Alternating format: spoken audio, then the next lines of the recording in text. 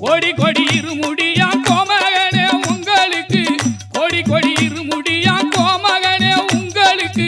நாடி வரும் பக்தருக்கு நல்ல வழி காட்டிடவே சாமிய துந்தக்கம் ஐயப்ப துந்தக்கம் காரண துந்தக்கம் மாலைய துந்தக்கம் தாளத்தோட வருவாரா